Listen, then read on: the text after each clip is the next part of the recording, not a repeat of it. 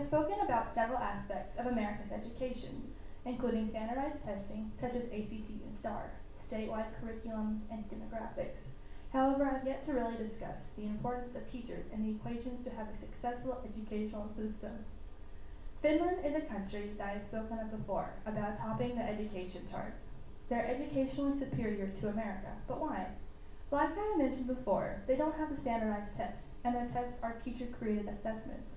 However, the key to success in having teacher-created assessments is to ensure that the teachers themselves are qualified to do so.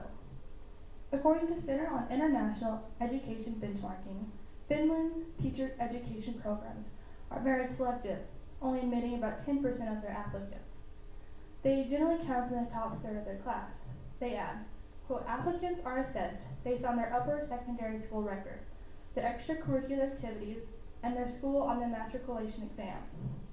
Once applicants make it beyond this first screening round, they are then observed in a teaching-like activity and interviewed. Only candidates with a clear aptitude for teaching, in addition to a strong academic performance, are admitted. Teachers arguably are the most respected career in Finland for these reasons. Classrooms possess a level of freedom, creativity, and true education, while maintaining an extremely rigorous curriculum. In America, not to say that teachers aren't respected or appreciated, but they are seen as a middle-class job. While everyone has had a handful of spectacular teachers throughout their education, I'm sure the bad or mediocre teachers might outweigh the brilliant ones. One paragraph I strongly agreed with that CIB states was, quote, because Finland is at the frontiers of curriculum design to support creativity and innovation, teachers have a job that has many of the attractions of the professions that involve research, development, and design. They are pushing their intellectual and creative boundaries.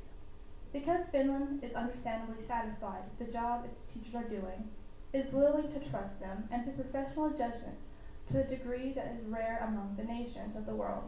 A sign of which, in fact, is the fact that there is no test given to all Finnish students at any level of the system that will allow supervisors to make judgments about the comparative worth of individual teachers for school facilities. So because educators in Finland have to attain such a high level of education and go through such an extensive and selective process, they are trusted to educate students without interference of the government. Now in America, the process to become a teacher is not quite at the same level. To become a teacher in the U.S., one would need to attain a bachelor's degree, complete a state-approved educator preparation program, and pass all required certified exams. However, compared to Finland teachers, 50% of American teachers come from the bottom third of their class. On top of that, since the government and state supersedes teachers, educators are expected to have less independency of the classroom work and assessments. Maybe because the government doesn't trust their teachers to create their own curriculum. This is why our state implements standardized testing. The state takes percentages of how many students pass a certain subject, and the state then develops stats to determine whether or not a student has attained the knowledge needed, then use the same statistics to examine the class as a whole.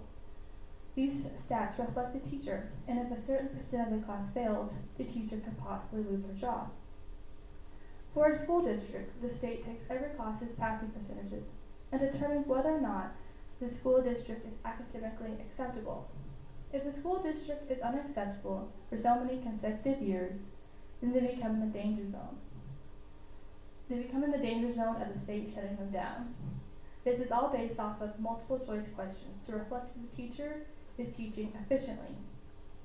Now we can't blame all of our educational problems on teachers and standardized tests, but they both play a hand in whether or not a student are successful. Possibly we can change the route to become a teacher. Still have the same process, but require more rigor in the courses and more of a selective process. This will weed out the teachers that are in it for the summers off and a decent pay.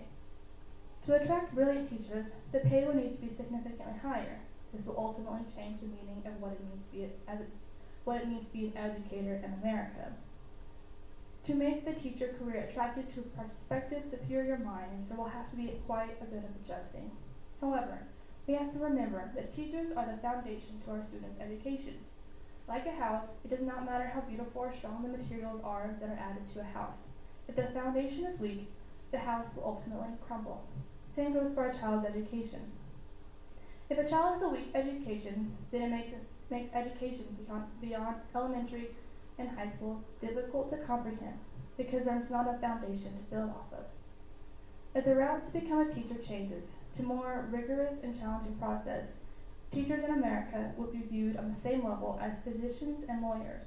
Maybe then the state would allow our teachers to create their own assessments and tests without interference of the state or government.